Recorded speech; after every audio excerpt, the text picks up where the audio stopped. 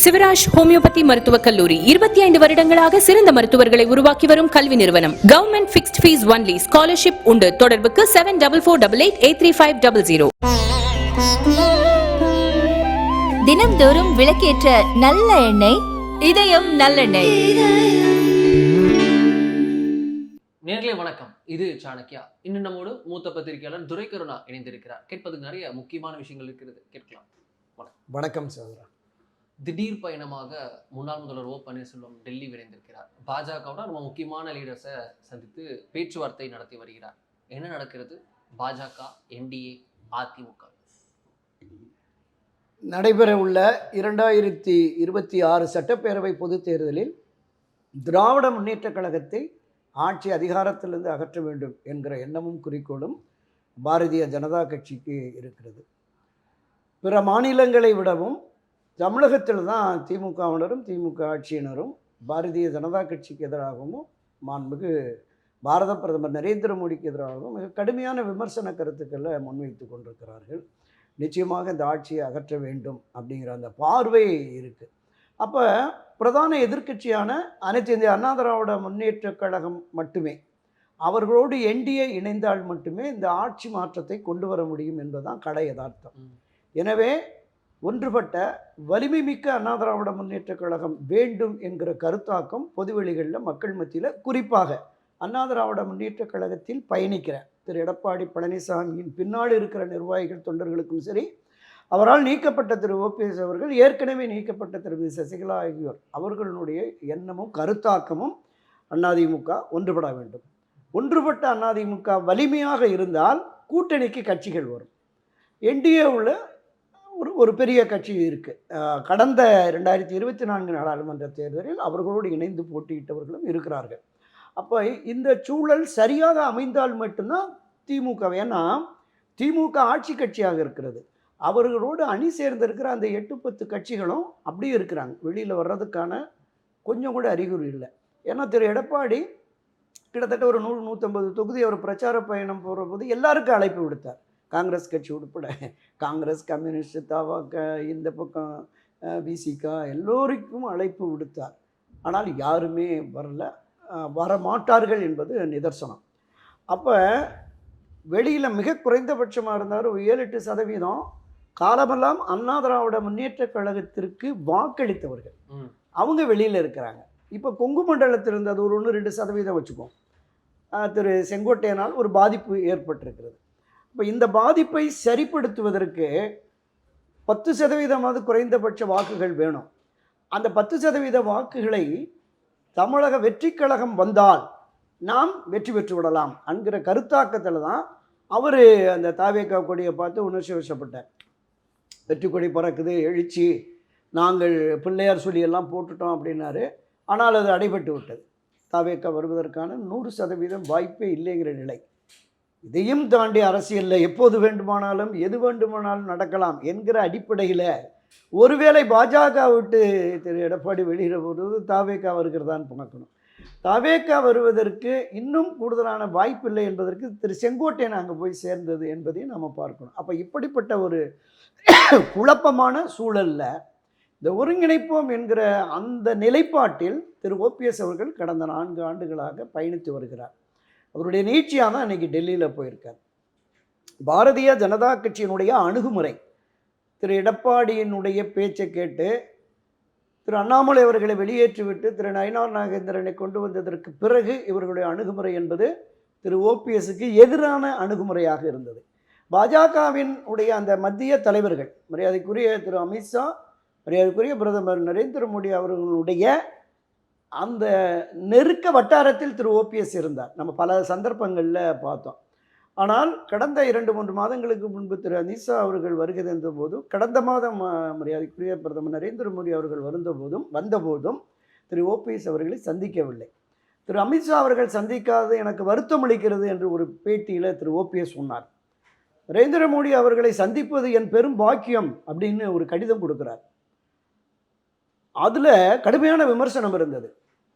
திரு OPS அவர்களோடு சேர்ந்து பயணிக்கிற நிர்வாகிகள், தொண்டர்கள் மிக வேதனைப்பட்டார்கள். ஒரு 3 முறை முதலமைச்சராக இருந்தவர் தமிழகத்தினுடைய ஆகப்பெரிய கட்சியான அண்ணா திராவிட முன்னேற்றக் கழகத்தின் பிரதான ஒருங்கிணைப்பாளர் என்ற உயர் பதவியை வகித்தவர். 10-12 ஆண்டுகள் ஃபைனான்ஸ் மினிஸ்டராக இருந்தவர். அவை முன்னவராக பேரவையில் இருந்தவர். இவர் தன்னுடைய நிலையிலிருந்து கீழிறங்கி மோடியை சந்திப்பது என் பாக்கியம் என்று ஏன் சொல்ல வேண்டும் அப்படிங்கிற விமர்சனம் இருந்தது. அப்படி சொல்லியும் திரு நரேந்திர மோடி அவர்கள் சந்திக்கலை. அந்த பட்டியலை பார்த்தேன். கிட்டத்தட்ட ஒரு 234 பேர் தூத்துக்குடியில், எங்கள் திருச்சி விமான நிலையத்தில், கங்கை கொண்டான் சோழபுரத்தில் அந்த 2 நாட்களும் அங்கே இவ்வளோ பேர் அவர் சந்திச்சிருக்கிறாருன்னு ஒரு பட்டியல் இருந்தது. அதில் 243வது நபராவது திரு ஓபிஎஸ் அவர்களை வருகை தந்த போதோ வழி அனுப்புகிற போதோ பார்த்துருக்கலாமே என்கிற அந்த நிலைப்பாடுமே எல்லோர் மத்தியிலுமே இருந்தது. அப்போதான் சொல்கிறாரு, இது என் தன்மானத்திற்கு இலக்கு, இனி நான் என்டிஏல தொடர விரும்பலை அப்படின்னு சொல்லி வெளியில் வந்துடுறார். இதன் பிறகும் இன்று ஏன் போயிருக்கிறார் அப்படிங்கிற கேள்வி இருக்குது. கட்சி முக்கியம், கட்சி வெற்றி முக்கியம், ஒருங்கிணைந்தால் மட்டும்தான் வெற்றி சாத்தியம். எனவே அதற்கான இறுதிக்கட்ட முயற்சியில் ஈடுபடுவோம் என்கிற கருத்தாக்கத்தின் அடிப்படையில் தான் டெல்லி போயிருக்காருன்னு நினைக்கிறேன். ஒருவேளை திரு எடப்பாடியுடைய பிடிவாதம் தொடருமே என்றால், என்டிஏவில் உங்களை அக்காமடேட் பண்ணுறோம், நீங்கள் ஒரு தனி கட்சியை பதிவு பண்ணி ஒரு கணிசமான இடங்களை பெற்றுக்கொள்ளலாம் அப்படிங்கிற மாதிரி கூட பேச்சுவார்த்தை நடைபெறுவதாக சில தகவல்கள் வருது. ஆனால் அதற்கு திரு ஓபிஎஸ் அவர்கள் ஒப்புக்கொள்ளவில்லை அப்படிங்கிற மாதிரி தான் நான் கேள்விப்பட்டேன். ஏன்னா திரு எடப்பாடி அவர்கள், நீங்கள் 2021 தென் மாவட்டங்களில் அமமுகவுக்கு செல்வாக்கு 15 இடங்கள் கேட்டதுக்கு அவர் மறுத்துட்டார். இன்றைக்கு டிடிவி இல்லை. திரு எடப்பாடி முதலமைச்சர் என்று அறிவித்தால் என்டிஏவில் நான் சேர மாட்டேன்னு அவர் வெளியில் போயிட்டார். திரும்ப வருவாரா மிகப்பெரிய கேள்விக்குறி. அவரை அழைக்க மாட்டோம் அப்படின்னு மாநில தலைவர், பாஜக மாநில தலைவர் நயினார் நாகேந்திரனும் நேற்றுக்கு முன்தினம் பேசியிருக்கிறார். எனவே திரு டிடிவி தினகரன் வரமாட்டார் அப்படின்னு உறுதிப்படுத்துகிறோம். திரு ஓபிஎஸ் வருவாரா அழைத்தால் அப்படின்னா, திரு ஓபிஎஸ் அவர்களுக்கு எத்தனை இடங்களை பெற்றுத்தர முடியும் ஒரு கேள்வி. அப்படி போட்டியிடுகிற இடங்களில் ஒரு இணக்கமான போக்கு திரு எடப்பாடி பழனிசாமி தலைமையில் இருக்கிற அவர்களுக்கு திரு ஓபிஎஸ் அணியில் போட்டியிடுபவர்களை வெற்றி பெறச் செய்ய வேண்டும் என்கிற கருத்தாக்கம், எண்ணம், நோக்கம் இருக்குமா? மிகப்பெரிய கேள்விக்குறி. ஏனென்றால் 2021 தேர்தலில் போடிநாயக்கனூர் தொகுதியில் திரு ஓபிஎஸ் அவர்களை தோற்கடிக்க வேண்டும் என்பதற்காகவே திராவிட முன்னேற்ற கழக வேட்பாளரான திரு தங்க தமிழ்ச்செல்வனுக்கு பண உதவி செய்திருக்கிறார்கள். வெளிப்படையாகவே அங்கே இருக்கிற அந்த கட்சியினே தெரிவித்த விஷயந்தான் இந்த விஷயங்கள் எல்லாமே. அப்போ அவரை தோற்கடிக்க வேண்டும் என்கிற நிலைப்பாடு 2021 இருந்தது. 4 ஆண்டுகளாக பெரும் கருத்து வேறுபாடு, மோதல்கள். இந்த சூழலில் ஒரு இணக்கமான மனப்போக்கு திரு எடப்பாடி அவர்களுக்கு இருக்காது என்பதுதான் என் பார்வை. எனவே என்டிஏவில் இணைந்து அவர்கள் தருகிற அந்த இடங்களை பெற்று போட்டியிடுவது என்பது நிச்சயமாக அது சாத்தியம் இல்லை. ஒருங்கிணைப்பு இல்லை என்கிற பொழுது அவர் ஏற்கனவே தெரிவித்தார்ல, டிசம்பர் 15ஆம் தேதி மக்களும் என்னுடைய நிர்வாகிகள் தொண்டர்களும் ஏற்றுக்கொள்ளக்கூடிய ஒரு வரலாற்று சிறப்புமிக்க அதிரடி முடிவை நான் இந்த டிசம்பர் 15 அறிவிப்பேன் அப்படி தான் சொல்லிட்டு போயிருக்காரு. எந்த விதமான முடிவை அறிவிக்கப் போகிறார், டெல்லியில் எந்த விதமான பேச்சுவார்த்தைகள், அது எந்த நிலைப்பாட்டிற்கு தன்னை ஒப்பு கொடுத்து வந்திருக்கிறார் என்பதையெல்லாம் திரு ஓபிஎஸ் சொன்னால் மட்டுமே தெரியும். டிசம்பர் 15 அவர் என்ன முடிவை அறிவிக்கப் போகிறார் என்பதை பொறுத்து அந்த திரு ஓபிஎஸ் அவர்கள், அவரை சார்ந்த கட்சியினுடைய எதிர்காலமும் அதிமுக எதிர்காலமும் தீர்மானிக்கப்படும் என்பதான் என்னுடைய பார்வை, கருத்து. ஓகே, இதில் திரு ஓபிஎஸ் அவர்கள் டெல்லிக்கு போன விதம், கொச்சினுக்கு போயிட்டு கொச்சின்லேருந்து அங்கே போயிருக்காரு. அவர் மட்டும் போல, ஆடிட்டர் குருமூர்த்தியும் அவர் தான் கூப்பிட்டு போயிருக்காரு, அவரும் கூட போயிருக்காரு. அங்கே போய் அமித்ஷாவை பார்த்துருக்காரு, இப்போ பிஎல் சந்தோஷை பார்த்துருக்காரு. இதில் ஆடிட்டர் குருமூர்த்தி அவரோட என்ட்ரி நம்ம எப்படி புரிஞ்சுக்கிறது? இல்லை, தொடக்க முதலே 2017 ஒரு சிக்கல் பிரச்சனைகள் உருவானதில்லை. அதுக்குரிய செல்வி ஜெயலலிதா அவருடைய மறைவுக்கு பிறகு இருந்த நெருக்கடியில், அந்த நெருக்கடி காலத்தில் பாரதிய ஜனதா கட்சி தான் உட்புகுந்து இந்த நிலைப்பாட்டை அவர்களுக்கு சாதகமாக, அனைத்து இந்த அண்ணா திராவிட முன்னேற்ற கழக சாதகமான முடிவை எடுத்து முதல் தர்மயுத்தத்தை தொடங்கிய திரு ஓபிஎஸ் அவர்களை அந்த தர்மயுத்தத்திலிருந்து முடிவுக்கு கொண்டு வந்து தொடர்ந்து 4.5 ஆண்டுகள் திரு எடப்பாடி பழனிசாமி முதலமைச்சராக தொடர்வதற்கு அந்த இணைப்பு நிகழ்வை நடத்தியதில் பாரதிய ஜனதா கட்சிக்கு பெரும் பங்கு உண்டு. அதில் வந்து திரு குருமூர்த்தியினுடைய பங்களிப்பும் இருந்ததாக அவர் பல சந்தர்ப்பங்களில் அவர் வந்து சந்தித்து பேசினார், இன்ன நேரத்தை சந்தித்து பேசினார் அப்படிங்கிறதெல்லாம் கூட நம்ம பார்த்துருந்தோம். எனவே அவருடைய எண்ணம் நோக்கம் என்பதும் இதுதான். நான் தொடக்கத்தில் குறிப்பிட்டது மாதிரி வலிமை மிக்க அண்ணா திராவிட முன்னேற்றக் கழகம் உருவாகினால்தான் நாம் வெற்றி பெற முடியும். டெல்டா மாவட்டங்களில், தென் மாவட்டங்களில் கிட்டத்தட்ட 16 நாடாளுமன்ற தொகுதிக்கு உட்பட்ட 96 சட்டமன்ற தொகுதிகளில் கணிசமான வாக்குகள் அதிமுக வெற்றிக்கு உதவுகிற வாக்குகள் இந்த பக்கம் இருக்குது. திரு ஓபிஎஸ், திரு சசிகலா, டிடி தினகரன் இவர்கள் ஆதரவு நிலைப்பாட்டு இருக்கிறது. எனவே அதை நாம் மீட்டெடுக்க வேண்டுமென்றால் டிடிவியை கூட ஒதுக்கலாம். நீங்கள் சொன்ன மாதிரி அமமுக என்கிற தனி கட்சி அவருடைய நிலைப்பாடு என்னன்னு தெரியல. திரும்ப ஒருவேளை என்டிஏ வந்து அதில் வர்றாரான்னு நமக்கு புரியலை. ஏன்னா இங்கே வந்து திரு எடப்பாடி பழனிசாமி தான் முதலமைச்சர் வேட்பாளர், தமிழகத்தினுடைய என்டிஏவுக்கு அவர் தான் தலைமை பொறுப்புன்னு அறிவிச்சிட்டாங்க. ஸோ அதை ஏற்க மறுத்திருக்கிறார் திரு டிடிவி தினகரன். இதுவரையிலும் திரு ஓபிஎஸ் அந்த நிலைப்பாட்டை எடுக்கலை. அதை நம்ம பார்க்குறோம். அப்போ திரு குருமூர்த்தியினுடைய பங்களிப்பு என்பது இதுவாகத்தான் இருக்கும். அவர் ஒருவேளை இணைப்புக்கு திரு எடப்பாடி ஒப்புக்கொள்ள மறுக்கிறார், நீங்கள் தனி கட்சியை தொடங்கி என்டிஏவில் பயணிக்கிறீர்களா என்று அவர் அழுத்தம் கொடுத்தால் அல்லது அவர் சிபாரிசு செய்தால் அதை திரு ஓபிஎஸ் ஏற்பாராங்கிறதான். ஏன்னா திரு அமித்ஷா அவர்கள், பிரதமர் நரேந்திர மோடி அவர்கள் தொடர்ந்து நம்ப வச்சு கழுத்தறுத்துட்டாங்கன்னே, நீங்கள் போக வேண்டாம் அப்படின்னு அவரோடு பயணிக்கிற 82 மாவட்ட செயலாளர்கள், ஒரு 40-46 அமைப்பு செயலாளர்கள், மாநில மாவட்ட நிர்வாகிகள், இதை தாண்டி கடந்த 3 மாதங்களுக்கு முன்பாக எழுத்தாலேயே கொடுத்துருக்காங்க, திரும்ப நம்ம பாஜகவை நம்பி போக வேண்டாம் அப்படின்னு.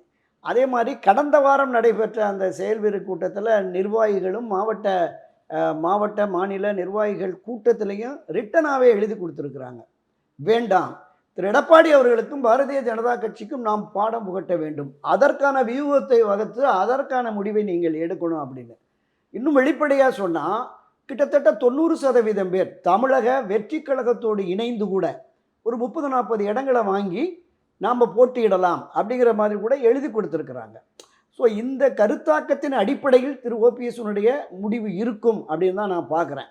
இப்போ போன இடத்துல யாரோடு இவர் பேசியிருக்கிறார், எந்த விதமான பேச்சுவார்த்தைகள் அங்கு நடைபெற்றது, 2026 தேர்தலை எப்படி அவர் எதிர்கொள்ள முடிவெடுத்திருக்கிறார், இந்த விஷயமெல்லாம் திரு ஓபிஎஸ் அவர்கள் விமான நிலையத்திலையோ அல்லது சென்னையிலையோ ஒரு நேர்காணல், ஒரு பேட்டி கொடுத்தாரு அப்படின்னு சொன்னால் அதில் ஒரு ஹேஷியமாகவாகுது ஒரு ஹிண்ட்டு கொடுப்பாரு அப்படின்னு பார்க்கும். அப்படி இல்லைன்னா டிசம்பர் 15 டெக்ளேர் பண்ணிடுவார்.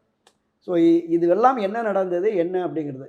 இப்போ இந்த நடைபெற்ற பேச்சுவார்த்தை தொடர்பாக இங்கு உள்ள நிர்வாகிகள், முக்கிய நிர்வாகிகள், மூத்த நிர்வாகிகளோடு கலந்து ஆலோசிப்பார்னு கருதுகிறேன்.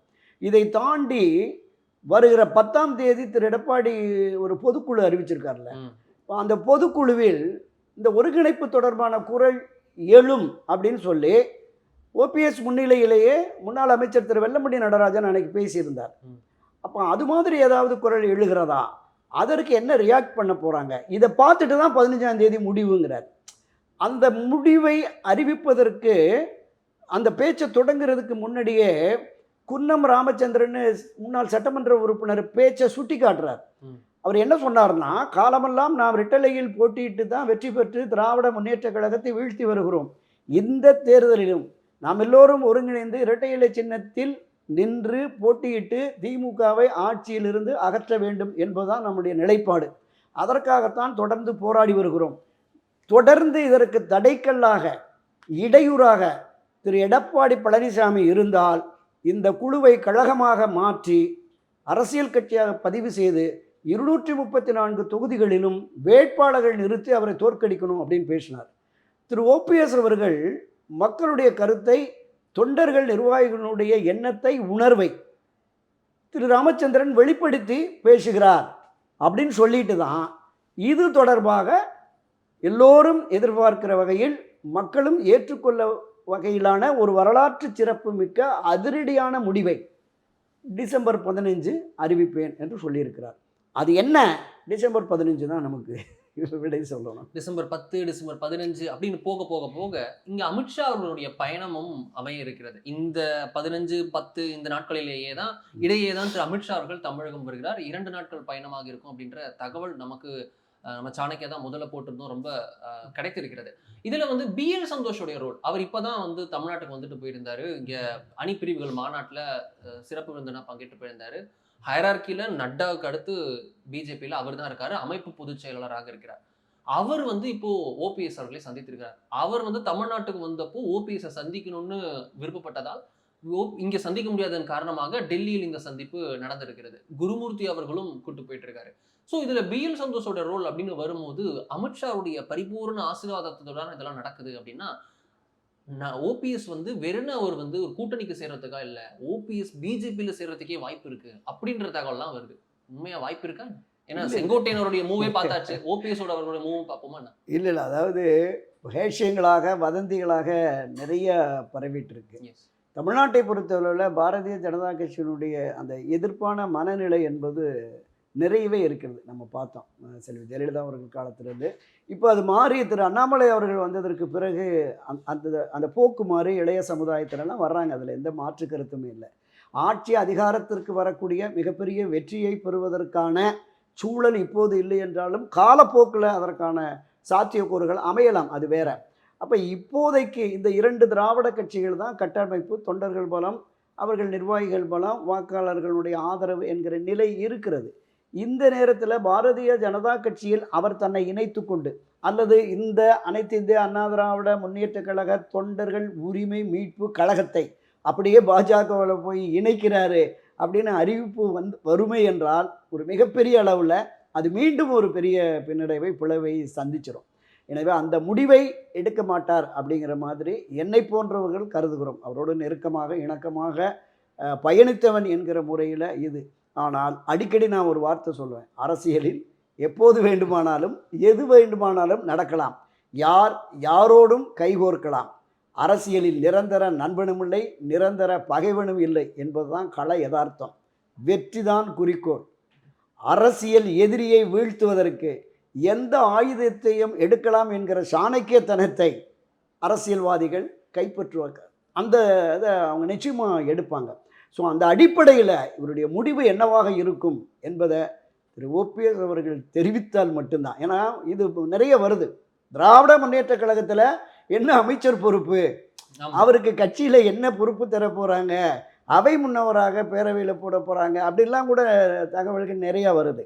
தமிழக வெற்றி கழகத்திலையும் பேச்சுவார்த்தை நடக்குது அப்படின்னு சொல்கிறாங்க. எனவே இது இந்த நான் சொன்ன மாதிரி அந்த டிசம்பர் 15 வரைக்கும் இந்த வதந்திகள், இந்த ஹேஷியங்கள் இது பரவிக்கிட்டு தான் இருக்கும். என்ன நிலைப்பாடு, அவருடைய அரசியல் எதிர்காலம், அவரை நம்பி வந்திருக்கிற, நான் தொடக்கத்தில் சொன்னது மாதிரி முதல் தர்ம யுத்தத்தில் தன்னை நம்பி வந்த எல்லோரையுமே கைவிட்டுட்டாருங்கிறது இன்னும் அந்த குற்றச்சாட்டாக இருக்குது. அதனால தான் நான் பல பதிவுகளில் குறிப்பிட்டிருந்தேன், ஒருவேளை ஒருங்கிணைப்பு என்று வந்தால் 2021 ஒரு டிசம்பரில் ஒரு தேர்தல், அடிப்படை உறுப்பினர்களாக தேர்ந்தெடுக்கப்பட்டாங்களே, பொதுச் செயலாளர் என்கிற ஒற்றை வாக்கில் ஒருங்கிணைப்பாளர், இணை ஒருங்கிணைப்பாளர், அது 2026 டிசம்பர் வரைக்கும் இருக்கு. ஸோ அந்த நிலைப்பாட்டை தேர்தல் ஆணையமும் புறக்கணிக்கலை.